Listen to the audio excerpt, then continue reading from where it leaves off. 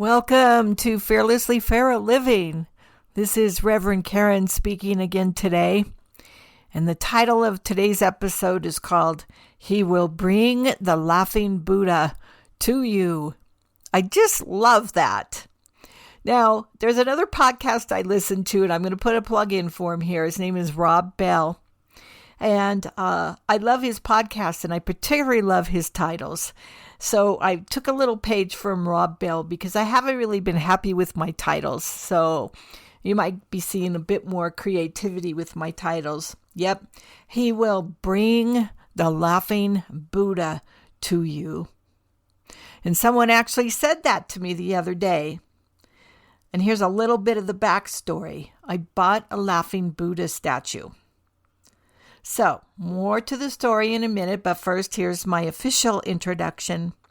Welcome to Fearlessly Feral Living, broadcasting to you from the Woogie Ranch out here in the back 40 of northwestern Nevada, where I'm a half an hour away from the nearest gas station and the nearest grocery store.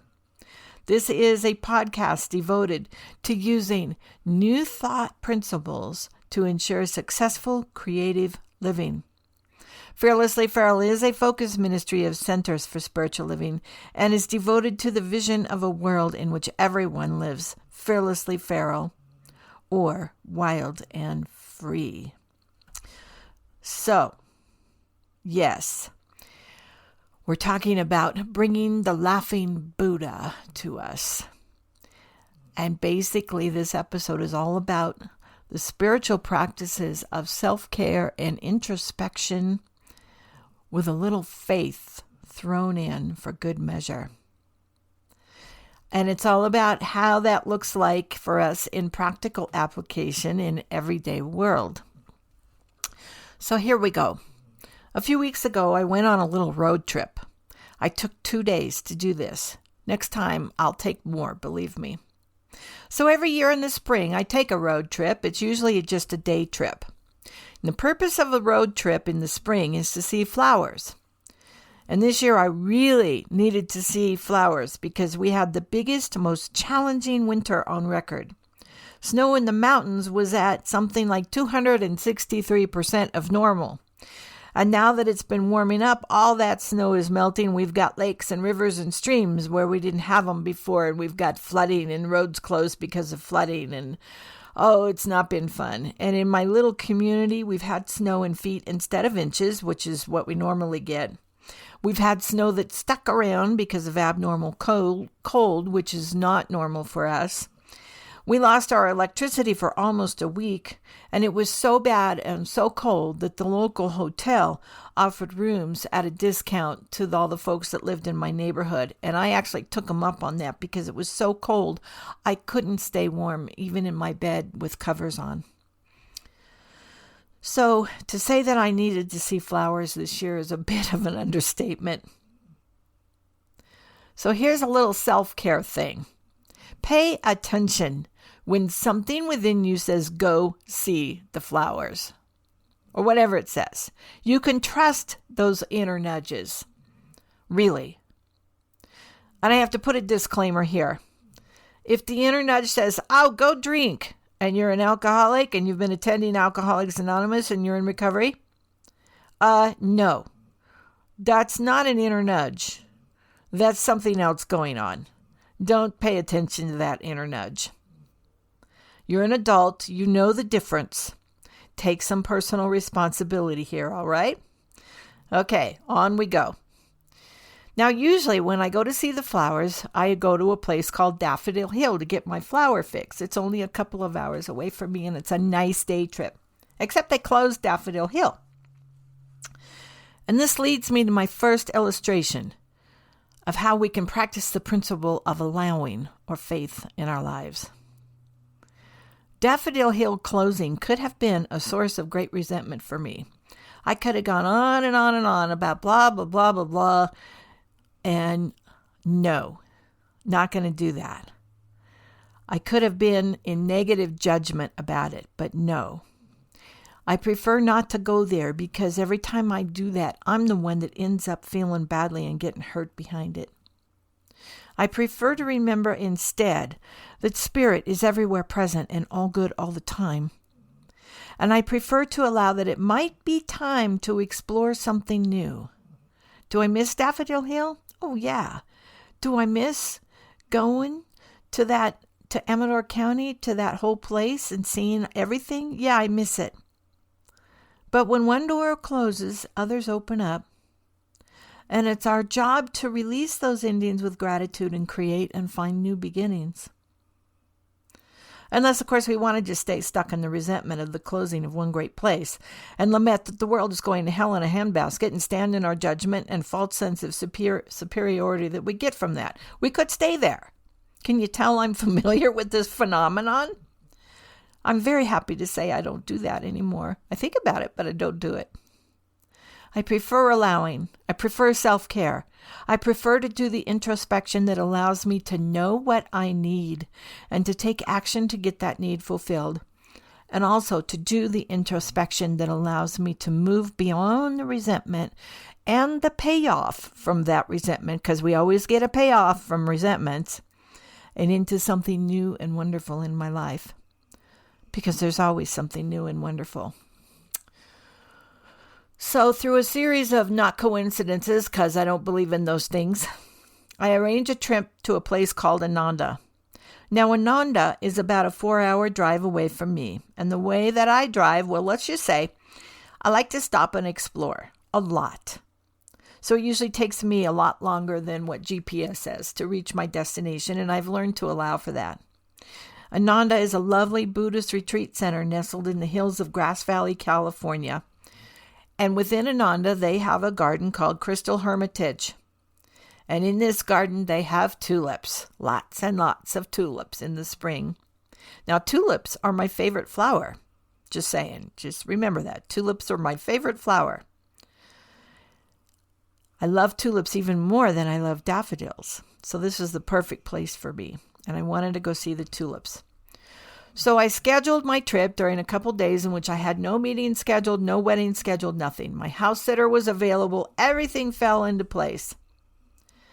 And I hoped for the best in terms of whether or not I would be there at peak tulip bloom. Turns out I was a bit early, but it was still a great trip. I also did something different for this trip. I agreed to meet up with some friends while I was there. And yeah, that's real different for me because I'm used to traveling alone. I've lived alone for more of my life than I've lived with another human being. And lately, I've been feeling another one of those inner nudges that's telling me to reach out and socialize more. Well, to reach out and socialize more, I have to learn to socialize, and there's humor there. There's a lot of humor there. When I was in ministerial school, they had us doing projects with others, and I would get assigned to create a class, for example. I would get assigned to create a class curriculum with 3 other people. Oh my God, that was so difficult for me. I didn't know how to work with others. So I started learning that little skill in ministerial school, and I'm better at it than I was. So I arranged for some women to come and meet me. One of them used to live here. She lives in north of Santa Rosa now. And the other one lives in Washoe Valley, which is north of me by about an hour and a half. And I arranged to meet them all there. The one that lives in Washoe asked because I went down there the night before, the day I was supposed to meet them, and she asked if she could stay in my hotel room with me. And I took a deep breath and a gulp, and I said yes. And then I thought, what am I supposed to do rooming with this woman? Am I supposed to talk to her? What do I do?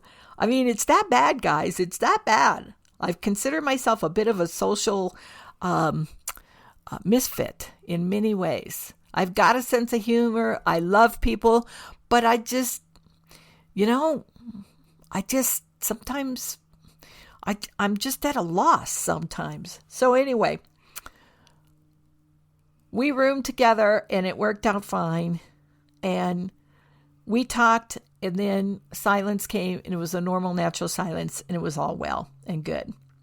So a little spiritual lesson there. Most of our worries never come to fruition. They just interfere with our present joy, which tells us to live in the present moment. So anyway, the day comes, I leave early, and true to form, with the weather these days, and if you don't believe in climate change, I got news for you. Anyway, I encountered snow on my trip in mid-April, and I was prepared for it. I was fine. Anyway, drive through the snow takes a lot longer, but I get there. I arrive at Ananda about 3 p.m. and discover, to my delight, that only one other car is in the parking lot. Now I get there and I have to drive past 3 other empty parking lots to get to the one closest to the entrance, which is also almost empty. And here's the advantage of traveling on a weekday during off-season. You quite frequently get the place to yourself. So I was in heaven. I pull up and there's a parking lot guy there. Turns out this parking lot guy and I have a lot in common.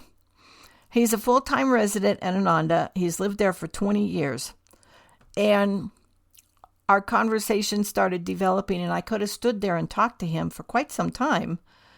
And I was amazed at how easily the conversation developed, which I'll talk about more later. But I was on a mission to photograph the flowers, and so I walked from the parking lot down this hill into Crystal Hermitage Gardens. And as usual, I have a lot of thoughts about these things, and as I'm walking down this hill to get to the entrance, I'm thinking with great gratitude how wonderful it was to be able to walk without pain, because I had just had my hip replaced 8 months previous. I was also a little bit worried about walking back up the hill because I'm not yet back to full strength in all of my surrounding muscles. Everything was fine, by the way. What did I say earlier about none of our worries come to fruition? Yeah, that. None of that happened. It was all fine. I was wondering if I would enjoy taking photos of the flowers, because it's been a while since I enjoyed taking photos of flowers. It's a long story, but I'll just say it's been a lot of healing on my part to get to the place where I can thoroughly, once again, enjoy taking pictures of the flowers. And I did. I felt like I got my photo mojo back that day. So I get to the entrance, and the folks there are efficient and friendly, and they have my name on an iPad, and I'm really impressed because I'm at a Buddhist retreat center and they're using an iPad. I didn't know why I was impressed with the technology, but I was. Had another brief friendly chat with them, and in I went, right into heaven. It was quiet, it was peaceful, it was beautiful, it was the perfect temperature out, it was the perfect light. I pulled out my camera and I proceeded to get lost in f-stops and shutter speeds and depth of field and searching for light and stopping to enjoy and getting up and getting down off the ground and enjoying that as well because, yeah, hip replacement. You can't know how wonderful freedom of movement is until you lose it for a while. The staff there was friendly but not intrusive, but I saw them watching me in my zone with my photos, taking pictures. One of them did mention, she said, "Are you from National Geographic?" And I said, "No, I'm just enjoying taking photos." And yeah, I had my photo mojo back. After years of it being gone, it was back. And I am so grateful for that. And you know, when that mojo went away, I wondered if it would ever come back. And I was okay with it. Because I no longer have my entire identity wrapped up in being a photographer. Photography is not something I be anymore. It's something I do. And we get to explore things like that with this self-care practice of self-awareness. We get to realize things like that about ourselves. But I was really glad the photo mojo came back. And I'd like to talk about faith a little bit here, about allowing. You know, we go through life and shit happens sometimes. It really does. It's a part of life. It's a part of our job when shit happens. To accept shit happening is the invitation that is buried under all that shit. It really is. It's our job to do that. It's not our job to fight it. It's not our job to resist it. It's our job to accept it and dive into it and get to the gift of it. It's what's buried underneath it. Our job is to remain positive through the process. and have faith and know the good even if we aren't feeling it. Our job is not to judge ourselves harshly through it and move through it with grace and dignity, knowing that when we come out the other side, we will be fully healed and we will find the gift that was buried underneath all that shit. There's a little story. It's about twins, about 10 years old or so, and they have their birthday where their parents proudly escort them to a barn and a horse stall filled with nothing but horse shit. And one twin gets a resentment. He complains loudly and walks away sulking, and he doesn't enjoy his birthday at all. This twin is the pessimist, the guy who really doesn't have a good time in life. The other twin, however, grabs a rake and goes into the stall and proceeds to rake up all the horse shit with excitement and joy. And when his parents ask him why, he says, "With all this horse shit, there's got to be a pony around here somewhere." This kid is the optimist. He fully enjoys life. So when shit happens in our life, our job is to sort through it to get the pony. Because I have news for you. There's always a pony. Always a pony. When the photography industry changed, I changed along with it, gleefully making the switch from film to digital. I changed my packages and my products and how I served my clients, and it was all geared toward the new way of doing professional photography and giving the clients what they wanted, which is how you operate a successful business, by the way. Except they wanted a couple things I was unwilling to provide. They wanted cheap prices, and they wanted badly exposed photos. You know, those things, those photos, that style that was all the rage for a while? Washed out photos and people looking like raccoons because their eyes were all in shadow. And folks wanted that. They were asking for that. And I had to say no. I couldn't do it. I tried once at a wedding. I tried. And I felt horrible about giving these people this substandard product, even though they wanted it. I just couldn't do it. And I certainly couldn't do it for 1/3 of the price I was used to charging. That told me it was time to retire. Because for the first time in 30 years of business, the customer was not right. Not for me, anyway. They wanted me to ignore all my training and experience. And so my business shrunk rapidly. Took a lot of healing to get through that one, guys. A lot of healing. I didn't right away search for the gift and all that horse shit. It took some time. I didn't right away have the awareness that there was a deep part of me, that God part of me, inviting me to step into my next greatest level of being, where I could not go unless I released my previous life. I was too busy back then trying to survive, which is valid. I survived. And once I got out of survival mode, then I began healing. I knew intellectually what I know, that when one door closes, it really and truly is an opportunity for us to open a new and greater door that leads us to our highest good.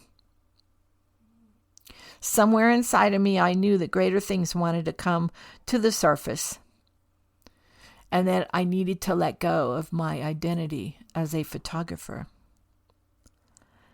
And eventually I did that. Today I don't be photography, I just do it. And I have fun with it, by the way. And I have fun with it because I'm retired and I don't have to do what the client wants. I can do what I want.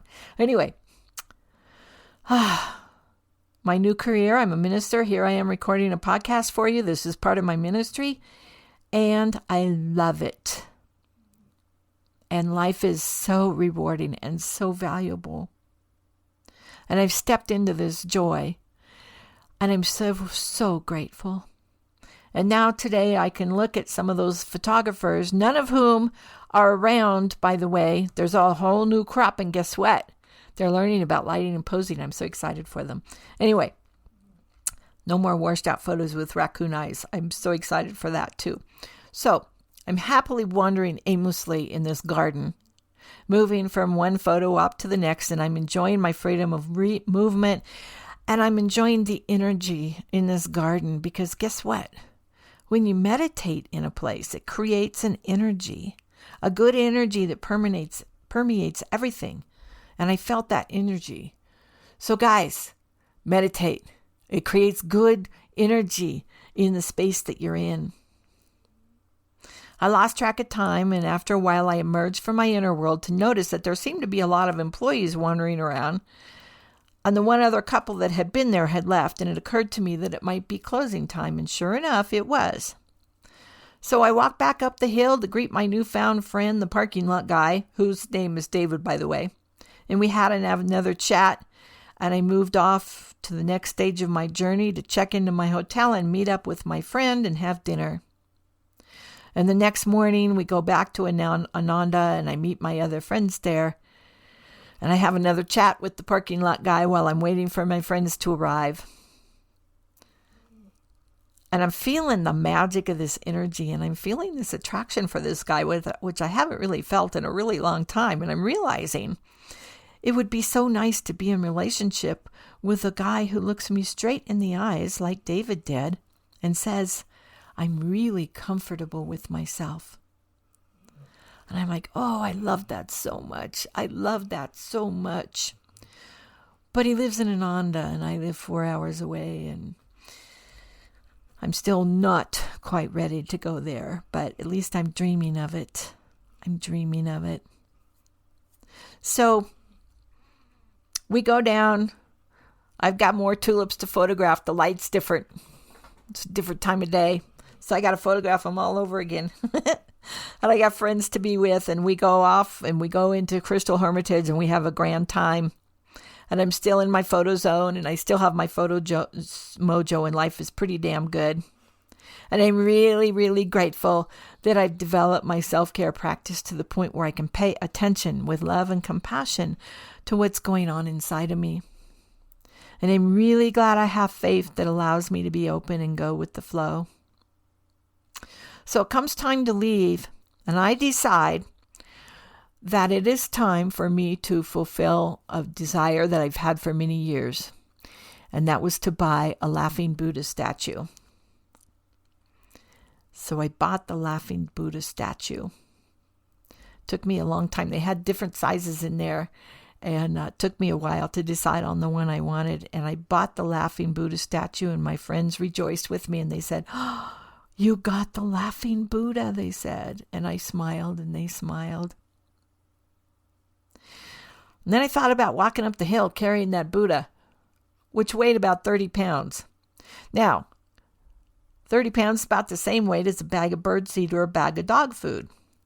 Much less than the bags of horse grain that I haul around all the time, and way less than a bale of hay. But I don't have to haul those things up a hill. So, self-care. I asked for help. And they said, yeah, drive your car down and around this road and meet me here, and I will bring the laughing Buddha to you. And my friends heard that and they laughed, and one of them said, that's the title of your next book, and it might very well be. They will bring the laughing Buddha to you. So that's the story of how I got a laughing Buddha brought to me. It's a story of good self-care. It's a story of gratitude. It's a story of faith. It's a story of paying attention to ourselves. And it's a story of allowing. And I'm smiling so much as I'm ending this podcast to you, because I think this was a very good story, and I hope you enjoyed it as much as I enjoyed experiencing it. I hope you can live in such a way as to allow someone to bring the laughing Buddha to you, even if that someone is the bigger part of you that lives inside of you 24/7. Allow that something to bring the laughing Buddha to you. And so in closing, Fearlessly Feral Living is a focused ministry of Centers for Spiritual Living, and your support is much appreciated and fully tax deductible. You can support us by going to the podcast on Buzzsprout. There's a support link there. You can support us on our Patreon page. You can support us through PayPal. And all of these ways to support are listed on my website at fearlesslyferal.org. I thank you very much for listening, and I am knowing fearlessly feral living for you and for me.